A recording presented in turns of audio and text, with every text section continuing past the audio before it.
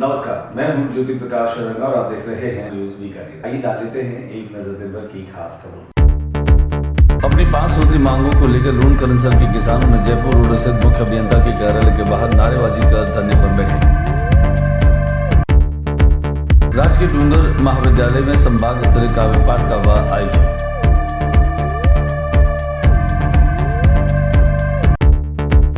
जैन कन्या पीजी महाविद्यालय में वार्षिक उत्सव पुरस्कार वितरण एवं छात्र संघ उद्घाटन समारोह का आयोजन। पीबीएम अस्पताल में खर्च होंगे 4 करोड़ रुपए। मेडिकल कॉलेज और वार्डों में बढ़ेंगी सुविधाएं। जिला अस्पताल के दिन भी बदलेंगे। 2 फरवरी को 363 खेजड़ी शहीदों की याद में यूएई की धरती पर खेजड़ी पौधे का किया गया रोपण। बजट घोषणा के बाद यह तय है कि आने वाले समय में खिलाड़ियों के पदकों की संख्या में होगी निश्चित बढ़ोतरी। गीता ज्ञान समृद्धि शिविर, आत्मरक्षा प्रशिक्षण शिविर, कराटे, ताइक्वांडो, लाठी शिविर का आयोजन। 29वां राज्य स्तरीय अब्दुल हमीद मास्टर बच्ची गोल्ड कप फुटबॉल टूर्नामेंट 1 मार्च 2023 से पुष्कर स्टेडियम। यूआईटी के पूर्व चेयरमैन महावीर डाका ने 6 फरवरी से आमरण अनशन की दी चेतावनी। ईसीबी में 18 कार्मिकों को ज्वाइनिंग और वित्तीय घोटाले की सीबीआई जांच की मांग। और अब खबर विस्तार से। अपनी 5 सूत्री मांगों को लेकर के जयपुर रोड पर स्थित अभियंता कार्यालय के बाहर आज किसानों ने नारेबाजी की और इसका घेराव भी किया। भाजपा नेता अजय काजरा ने बताया कि पिछले काफी महीनों से लूण करंसल क्षेत्र के किसान पानी की बिजली की नियमित आपूर्ति की मांग को बिजली विभाग के चक्कर काट रहे हैं, लेकिन विभाग के अधिकारियों की कानों पर जूं तक नहीं रेंग रही। किसानों को मुश्किल से 4 घंटे बिजली मिल रही है। पहले से ही मौसम की मार झेल रहे किसानों को बिजली विभाग की लापरवाही के चलते बड़ा नुकसान उठाना पड़ रहा है। ऐसे में थक कर बीकानेर आना पड़ा। किसानों को पर्याप्त बिजली उपलब्ध कराने की मांग सहित अपने विभिन्न मांगों को मुख्य अभियंता को ज्ञापन दिया। किसानों ने बताया कि मांगे नहीं माने जाने पर आगे वाले दिनों में बड़ा आंदोलन भी किया जाएगा। हम हमारा हक मांगते नहीं, किसी से भी मांगे। आज किसानों की कुछ समस्याओं को लेकर भारतीय जनता पार्टी के बैनर तले विरोध प्रदर्शन मुख्य अभियंता के सामने किया जा रहा है, जिसमें दूर दराज गांव ढाणी से पधारे हुए सभी आगंतुकों का हार्दिक स्वागत और अभिनंदन है। में हमारे बीकानेर सदर से गांव ढाणी से आए हुए किसान बंधुओं, हमारे रोनियाबास के मंडल अध्यक्ष साथी सत्यनारायण जी जानी, भ्रष्ट सरकार कांग्रेस के राज के अंदर हुई है, तो किसान अपन दे रहे हैं आप। किसानों की जो मुख्य रूप से बिजली संबंधी कटौती संबंधित जो मांगे हैं वो बहुत ही ज्वलंत मुद्दा है। वैसे भी प्रकृति ने किसानों को मार ही रखा है। 0 डिग्री के अंदर हालात ये है कि पाड़ा पड़ने की 2-3 बार 10 दिन पाड़ा पड़ चुका है। किसानों की जो फसल है उसमें यदि सिंचाई थोड़ा समय पे हो जाए तो हो सकता है कुछ पाड़े का प्रभाव, कुछ उसकी मार कम हो जाए। लेकिन ये जो कांग्रेस सरकार, जो निकम्मी सरकार है, उसकी हालात ये कर रखी है कि जो लगातार 6 घंटे लाइट भी देने में इनके हाथ पता नहीं क्यों जल रहे हैं, क्योंकि ट्रांसफार्मर जगह जगह जो भी बड़े ट्रांसफार्मर है वो जल चुके हैं। उनकी कोई सुध किसी भी हालत में नहीं ली जा रही है। 2-2, 4-4 बार आके 2-2, 5-5 बंदे आके मिल चुके हैं चीफ साहब से, कोई इनके कानों पे जूं नहीं रेंग रही है। आयुक्तालय कॉलेज शिक्षा के निर्देशानुसार राजकीय डूंगर महाविद्यालय में संभाग स्तरीय काव्य पाठ का आयोजन रखा गया। इस प्रतियोगिता हेतु संभाग स्तरीय 53 राजकीय महाविद्यालयों को आमंत्रित किया गया था, जिनमें 9 महाविद्यालयों ने अपनी अपनी प्रविष्टियां भेजी थी, जिनमें 5 प्रतिभागी प्रतियोगिता हेतु उपस्थित हुए। 5 प्रतिभागियों ने अत्यंत उत्साह के साथ में स्वरचित कविताएं प्रस्तुत की। इन प्रतिभागियों से प्रथम स्थान राजकीय महारानी सुदर्शन कन्या महाविद्यालय बीकानेर की कृतिका व्यास ने और राजकीय GHS महाविद्यालय सुजानगढ़ की गेदारी ने द्वितीय स्थान प्राप्त किया। बीकानेर की जैन कन्या पीजी महाविद्यालय में वार्षिक उत्सव और पुरस्कार वितरण कार्यक्रम आयोजित किया गया। कार्यक्रम में मुख्य अतिथि के तौर पर डिविजनल कमिश्नर डॉक्टर नीरज के पवन थे। आइए हम आपको लिए चलते हैं जैन कन्या पीजी महाविद्यालय, जहां पर वार्षिक उत्सव के साथ में पुरस्कार वितरण कार्यक्रम संपन्न हुआ।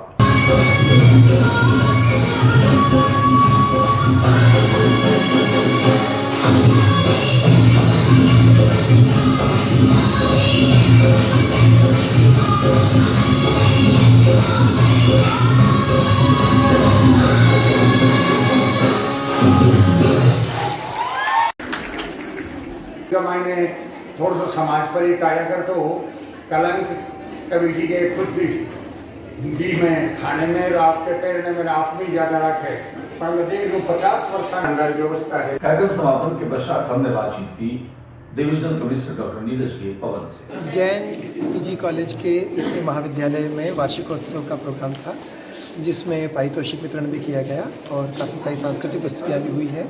हमें पूरा विश्वास है कि बीकानेर में ये संस्थान और आगे बढ़े और यहाँ से जो बेटियाँ निकलेंगी वो बीकानेर का, राजस्थान का, देश का नाम रोशन करें।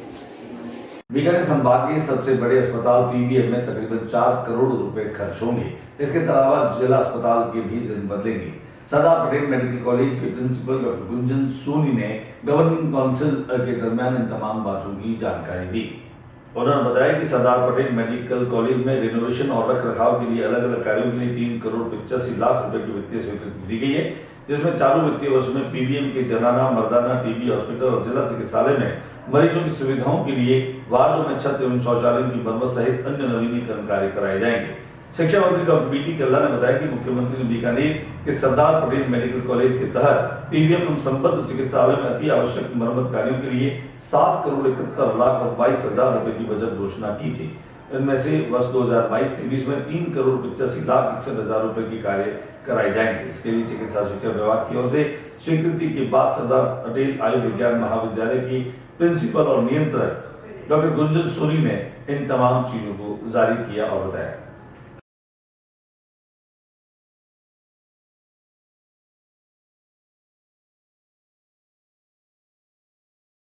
2 फरवरी यानी कि 363 केजरी शहीदों को याद किया गया। यूएई की धरती पर जहां एक अंतर्राष्ट्रीय सेमिनार होने जा रही, वहीं 363 केजरी के वृक्षों का भी वहां पर रोपण किया गया। जम्बानी साहित्य अकादमी और जैन व्यास यूनिवर्सिटी के संयुक्त तत्वावधान में यह कार्यक्रम आयोजित किया जा रहा है। यूएई की धरती पर खेजड़ी पौधे को लगाना अपने आप में एक बड़ी सौगात और एक बड़े संदेश के रूप में है। यहाँ पर बीकानेर से गया पूरा दल जो है वो हमारे साथ में था, उनसे हमने जानकारी ली। आइए दिखाते हैं आपको यूएई की धरती से एक खास रिपोर्ट जो कि बीकानेर से जुड़ी है, राजस्थान से जुड़ी है और खेजड़ी से जुड़ी है। So what he's saying that he welcomes you on behalf of all of this Bishnoi community and helping us and assisting us for planting these 363 kg trees here. Accommodate here, no, there is no issue. So thank you all. We have canteen facilities there. You can have tea or something like that. Okay. Thank you. University का जो ground है ये केजडी के पेड़ लगे आपको सम्मानित किया जाएगा। We will honor for you. Thank you very much. You are always welcome in India. Whenever you come, please let us know. We will welcome you I will and we will show you because he is very much interested in this sangri, saag and achar. So I have promised him. He was surprised that this, the pods of this ghav tree. In India, you make vegetable, you can make pickle, and इन दिनों शस्त्र और शास्त्र ज्ञान लिया जा रहा है। बलिधर व्यास colony स्थित काशी विश्वनाथ आश्रम परिसर में, जहां पूर्व कैबिनेट मिनिस्टर देवी सिंह भाटी के नेतृत्व में काफी संख्या में बच्चे और बच्चियां न केवल आत्मरक्षा की तकनीक ताइक्वांडो सीख रहे हैं, मार्शल आर्ट सीख रहे हैं, बल्कि उनके मुखारबिंद से संस्कृत के श्लोक भी निकल रहे हैं। वे गीता का ज्ञान ले रहे हैं, अपनी आत्मरक्षा की तकनीक सीख रहे हैं और दूसरों को बचाने की तकनीक भी सीख रहे हैं। कुल मिलाकर के यह शिविर अत्यंत उपयोगी साबित हो रहा है, जो आने वाली नवपीढ़ी को प्रेरणा दे रहा है।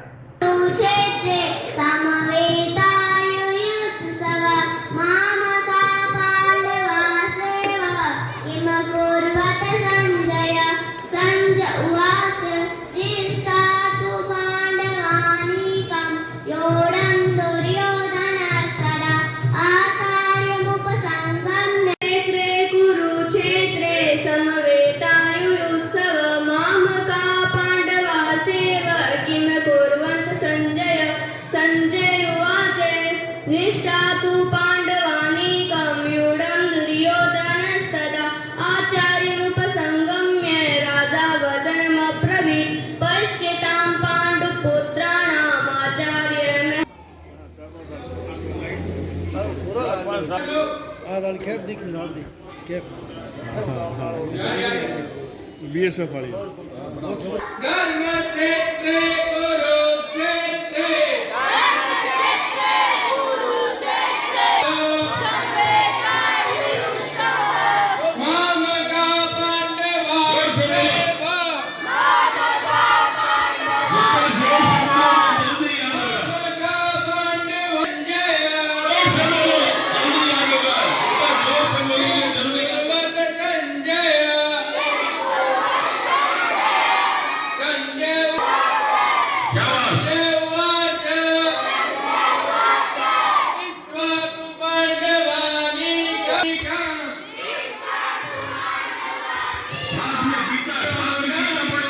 शस्त्र और शास्त्र ज्ञान आने वाली पीढ़ी को क्यों जरूरी है, हमने बातचीत की पूर्व कैबिनेट मिनिस्टर देवी सिंह भाटी से। बच्चों ने एक भारत के अंदर नव जागृति, एक नई क्रांति और नई दिशा लेने जा रहा है समाज, और उसी का ये परिलक्षित एक परिणाम है कि जगह जगह पूरे भारत के अंदर और विश्व में छोटे बच्चे बड़ों को एक संस्कारित जीवन जीने की एक प्रेरणा देने के लिए बहुत से लोग इसमें लगे हुए हैं।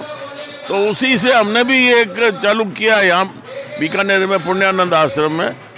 तो बच्चे इतने जल्दी तैयार हो रहे हैं, उनका संस्कृत का उच्चारण देखिए आप, बिल्कुल शुद्ध और भावार्थ के साथ में बोलते हैं।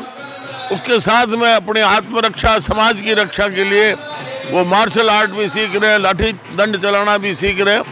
तो ये आज समय की आवश्यकता है और बच्चे बहुत जल्दी इसके लिए तैयार हो रहे हैं। अभी देखते देखते ये बच्चे इतने मतलब सुसंस्कृत हो गए, अपने माता पिता की सेवा में लग गए, अपने इष्ट देव को सुबह उठ के याद करते हैं।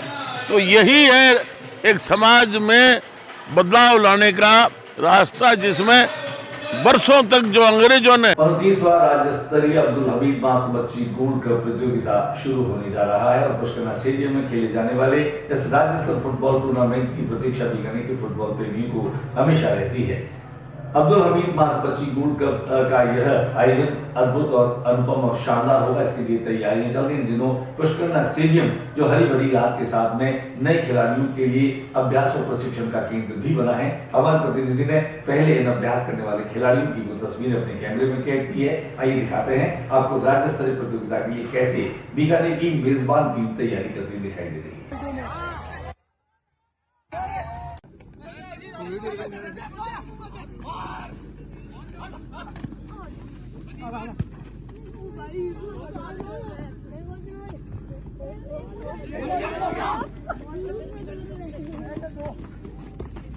वही हमने इसके आयोजक भरत पुरोहित से बातचीत की। उन्होंने इस पूरे टूर्नामेंट के बारे में विस्तार से बताया। इस बार 29वां राज्य स्तरीय अब्दुल हमीद मास्टर बच्ची गोल्ड कप दिनांक 1 मार्च से 5 मार्च के बीच स्थानीय पुष्कर स्टेडियम में खेला जाएगा और संभवतः इसके मुख्य अतिथि डॉक्टर BD कल्ला साहब होंगे। में संभावित 12 टीमें भाग लेगी।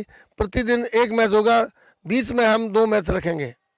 जयपुर, उदयपुर, अजमेर, कोटा यह स्थानीय टीमें, और जब भी हम जैसलमेर यहाँ से टीमें बुलाएं, भी प्रयास करेंगे कि हम इस बार भी नाइट मैच, फाइनल मैच करवाएं।